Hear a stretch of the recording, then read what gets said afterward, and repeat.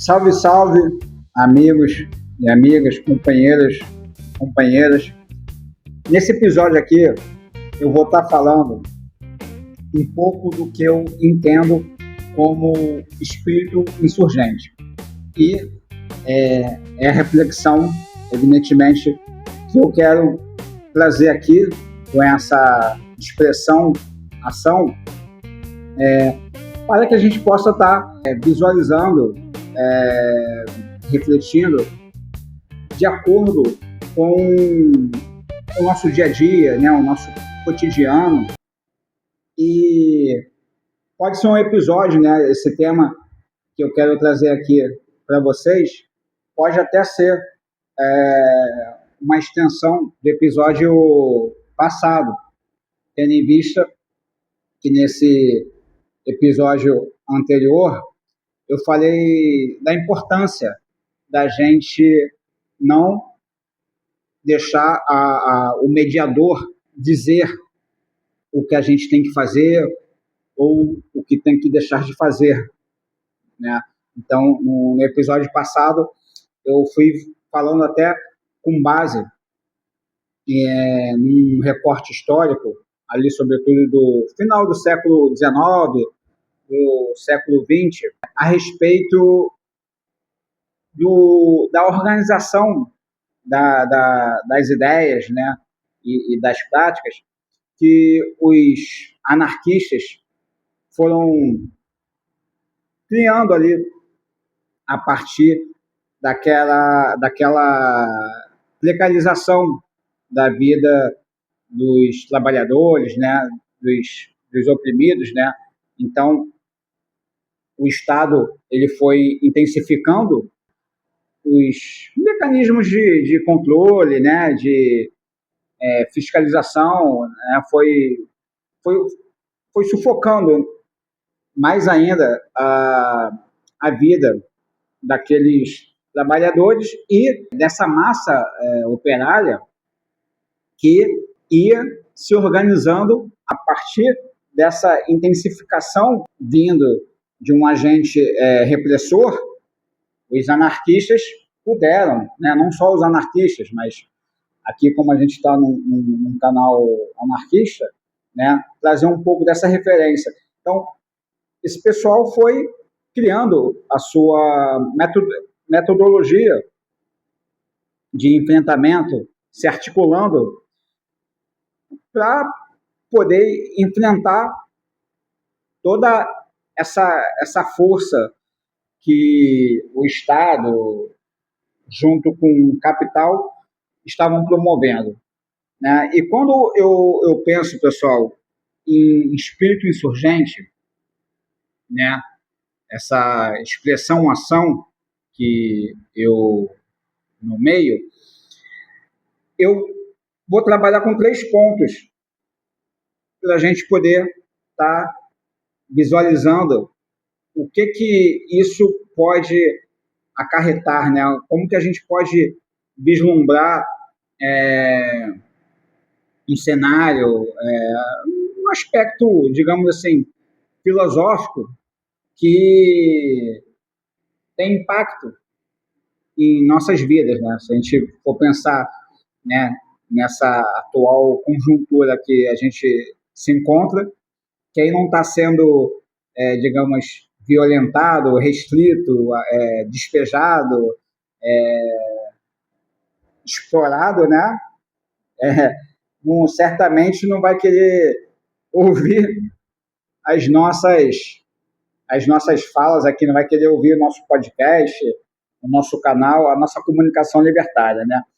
Então, o primeiro ponto que eu acho importante, dentro dessa noção que eu estou colocando aqui, né, de espírito insurgente, é a gente pensar o seguinte: o que através, né, das nossas experiências, o que através disso a gente está sentindo, ou melhor dizendo, o que a gente está deixando de sentir.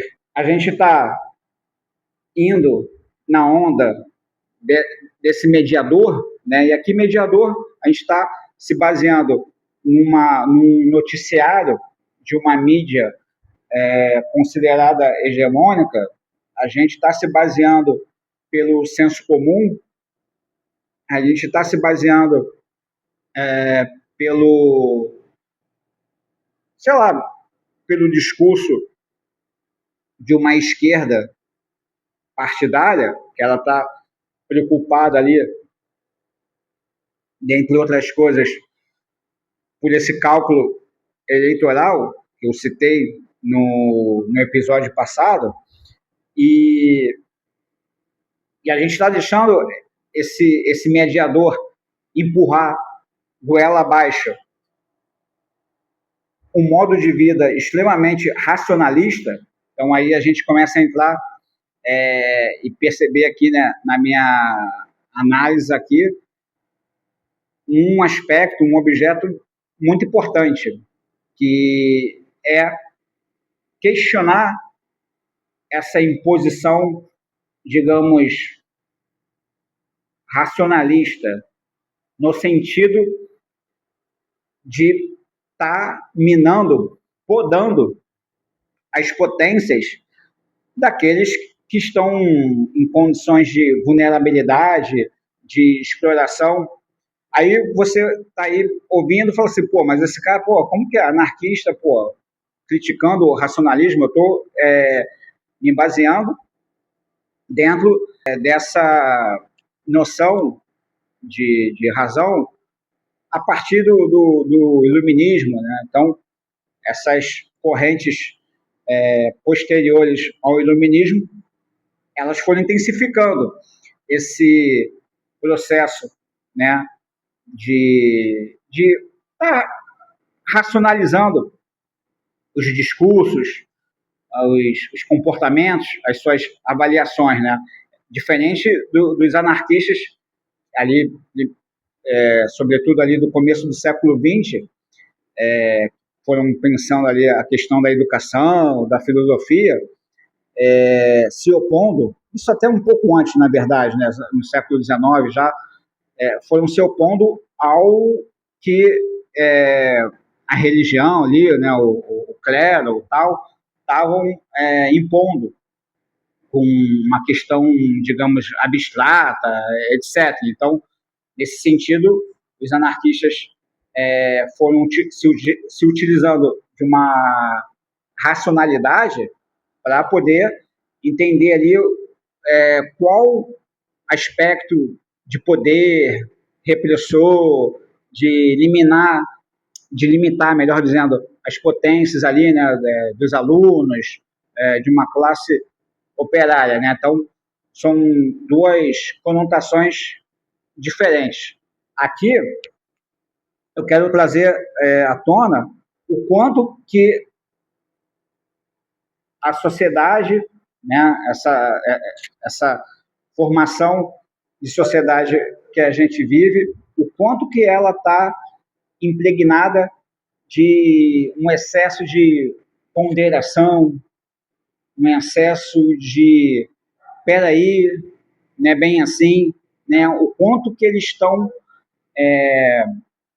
vidrados e empenhados em cortar as asas daqueles que o sistema, né, vou colocar dessa forma, o sistema, ele entende que um trabalhador, um vulnerável, ele possivelmente vai estar cometendo, através desses excessos, uma tentativa de ruptura, e a partir dessa ruptura vem o tal da criminalização, né, que aí eu já posso estar emendando o segundo ponto, que eu considero importante para a gente estar entendendo aqui a reflexão, que é, a partir desse racionalismo,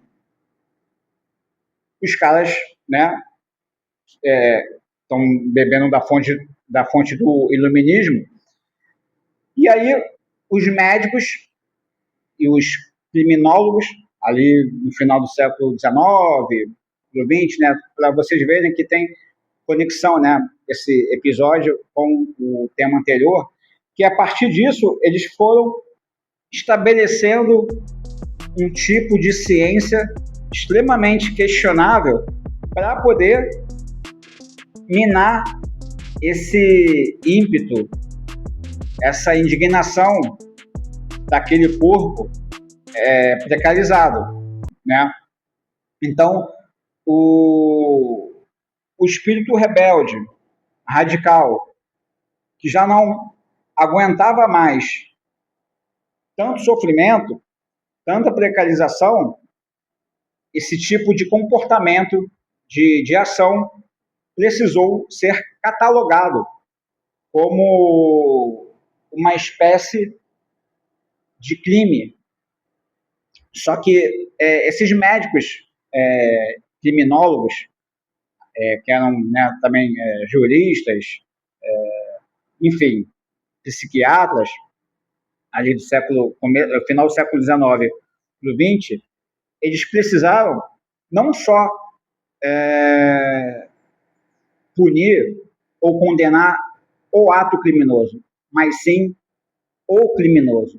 Que tipo de criminoso era esse? Né? E, lógico, eles foram observando várias condutas que eles consideravam criminosas, só que a principal que eles foram observando e percebendo que essa galera aqui a gente tem que dosar, dar um sossega-leão, foram, evidentemente, os anarquistas, porque ali no início do século XX, alguns anarquistas provocaram determinados atentados, né? Chegaram a matar reis, chegaram a matar patrão, porque naquela época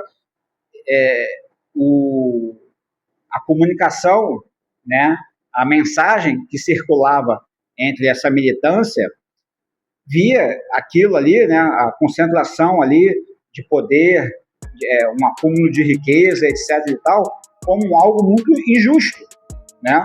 E naquele momento a propaganda pelo ato era uma das formas de se rebelar contra essa tirania, tá?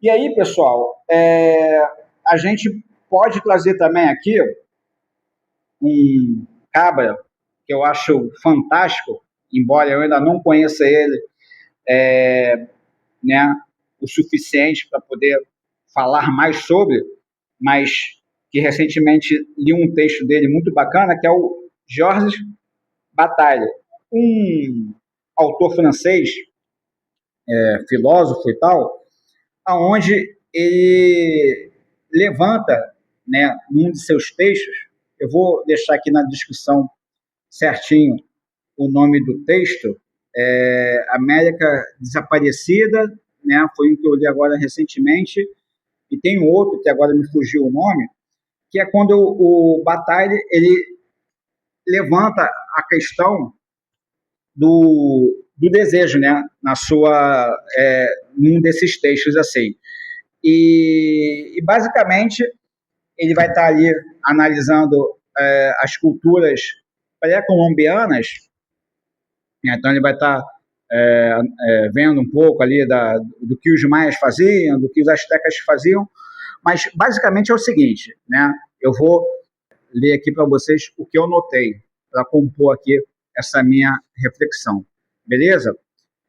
Ele faz um convite para que não tenhamos medo em transbordarmos diante de nossas experiências para com algo, com o outro.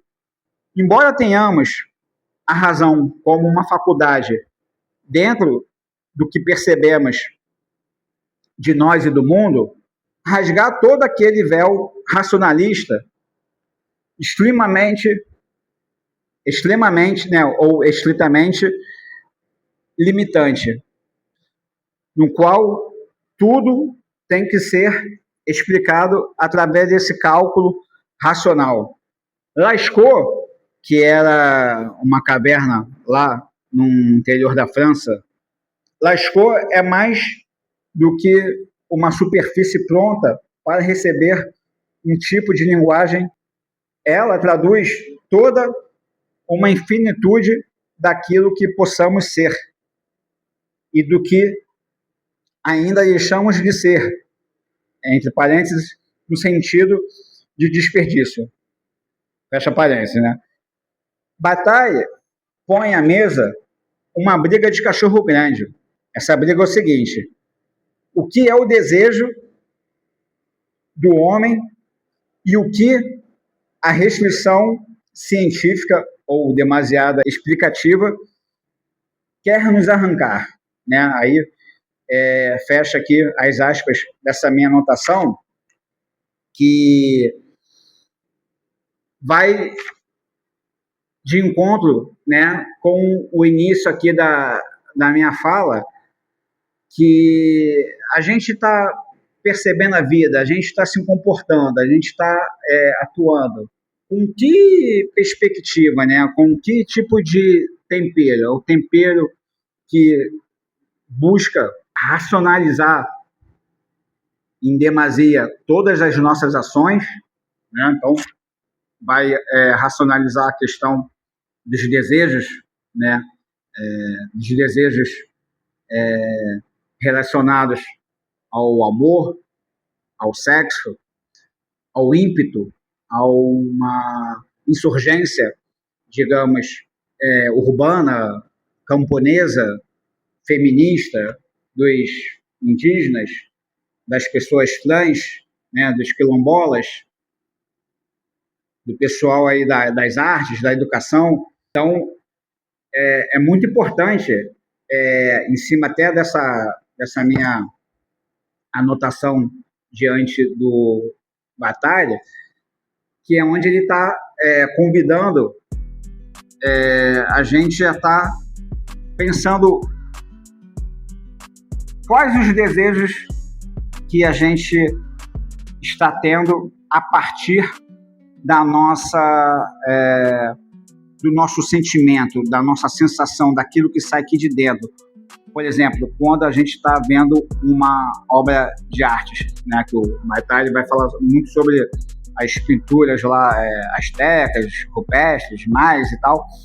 Quando a gente vê aquela obra, a gente está só querendo ver elas a partir de uma explicação de um teórico, de um historiador, né, de um especialista no assunto, ou a gente também está deixando os nossos aspectos corpóreos, sei lá o que é aqui de dentro, também atuar, agir diante dessa relação com aquilo que está sendo observado. Está dando para entender? Né? Então, vale também trazer aqui dessa reflexão, posso estar trazendo o Freire de Motta e o Stefano, no seu livro Tudo Incompleto, onde eles também estão convidando, estão provocando ali o autor a estar pensando as relações por um outro tipo de perspectiva, para além dessa, que também acaba sendo muito academicista, muito, de uma certa forma, racionalista. Então, vai partindo de preceitos muito europeu, né? Então, o Freire de Motta e o Stefano Heine, eles também estão pedindo, né? Estão, sugerindo para que a gente, nas nossas relações, também tenhamos coragem de manifestar aquilo aquilo que a gente está sentindo, né? Então, num ambiente de trabalho, por exemplo, onde você, né, tem ali sua carga de trabalho, ali, seu expediente, e uns 10, 15 minutos que você vai ter ali para poder tomar uma água, dar uma miguezada, você ali não vai falar sobre trabalho com o teu colega que vai estar ali nesse descanso contigo, né? Que a partir dali, 10, 15 minutos, a gente pode estar falando qualquer outra coisa com essa pessoa, né? Então, parece que em dado momento que a gente se encontra, quando a gente vai conversar com as pessoas estão extenuadas, cansadas, exaustas, com semblante triste, com semblante triste, com um olhar ali assustado, né? Porque estão pegando num batente muito sinistro, né? Extremamente hostil ao corpo. E quando a gente vai conversar com essas pessoas, elas estão, digamos, no automático, porque esse aspecto racional, né, está ali colocada na psique dela, e ela, óbvio, de forma inconsciente e também de uma certa forma deliberada, não está disposta a conversar situações que sejam importantes para ela e para esse outro que está querendo, né, colocar algumas observações, então, com relação à moradia, com relação à alimentação, com relação ao salário, que é precário, né? Então, é aquele ar de tipo, não, pera lá, a gente tem que, né, ponderar, né? A gente não pode reclamar muito da vida, a gente tem que agradecer, né? Porque tem pessoas que não têm, né? Então o pouco que eu tenho eu vou valorizar, etc e tal, e nessa deixa de abordar, deixa de conversar, articular, gerar conversas, diálogos que vão vão buscar ali um aprofundamento para ambas as partes. Estou falando de um ponto de vista de todo aquele que está vulnerável, que está sendo reprimido, que se encontra num estado absurdo de opressão, com bastante medo, né? Que é o que o capitalismo e o Estado adoram promover, né? Esse medo, esse sentimento de culpa nas pessoas, quando elas não têm aquilo, quando elas não conseguem realizar, sei lá, seus sonhos, né?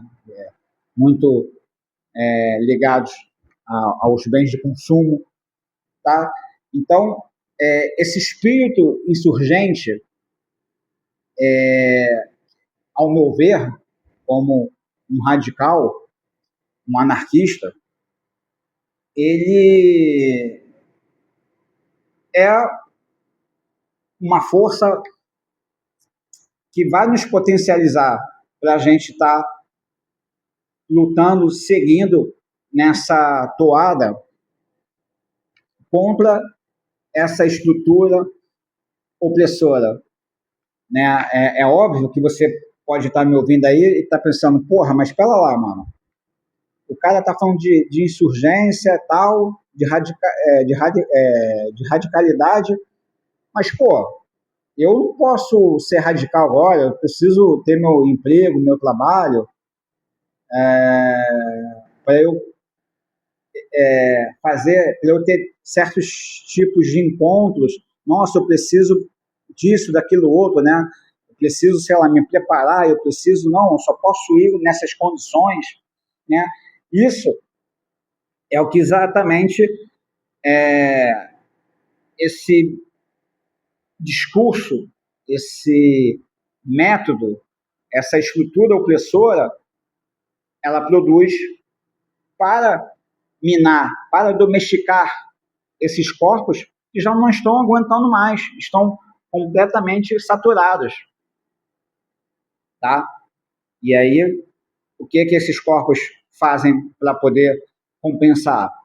Se utilizam de subterfúgios. E aqui não há nenhum aspecto moral com relação a esses subterfúgios, bebida, algum tipo de droga, né? Mas a gente tem que estar muito atento para como que a gente vai estar pavimentando, criando caminhos, criando, sei lá, cenários diante desse sufocamento, que ele é insano, né? O Estado, o capitalismo, eles não param. Primeiro que, né, já não é mais ali um grupo seleto apenas pensando, estruturando, criando metodologias, mecanismos de controle ou algo do tipo. A própria sociedade, seu próprio vizinho, às vezes membro da tua família, o cara do bairro, o conhecido do trabalho, eles já compõem essa grande rede de sufocamento, de controle. Então, de fato, em dada medida, você precisa também ser sagaz, esperto, mas não podemos, como eu falei no episódio anterior, perdermos de vista essa questão da nossa experienciação, desse espírito insurgente. Ele pode se camuflar, ele pode ser um vagalume, né? Pegando um pouco do Hakim Bey aí, ele pode ser aquele vagalume, opa, deixa eu atuar, me manifestar aqui numa situação, daqui a pouco eu sumo, daqui a pouco eu me apago, eu me camuflo, tá? Espírito insurgente não é ingenuidade, pelo menos eu estou colocando aqui dessa forma, tá, pessoal? Então, espero ter falado aqui numa boa com vocês. Aqui não é um ambiente para ter uma pegada igual aos que os acadêmicos fazem, né? A ideia aqui é falar de uma forma mais leve, mais informal, que também é o meu espírito, né? Uma pegada mais autodidata, mas eu espero ter colocado aqui em linhas cristalinas ou de um certo fácil acesso para que vocês possam estar também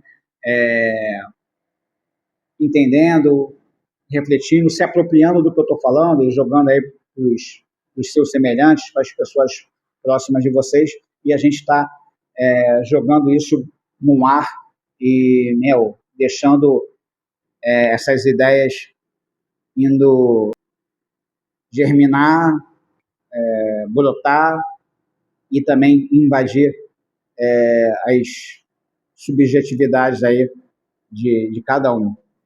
Beleza, pessoal? Então, reforçando aqui que a Margem é um projeto independente e se você quiser nos ajudar, é muito importante aí para o andamento do nosso projeto. Tem um QR Code aí na tela, vai ficar na descrição também do vídeo aí o nosso Pix.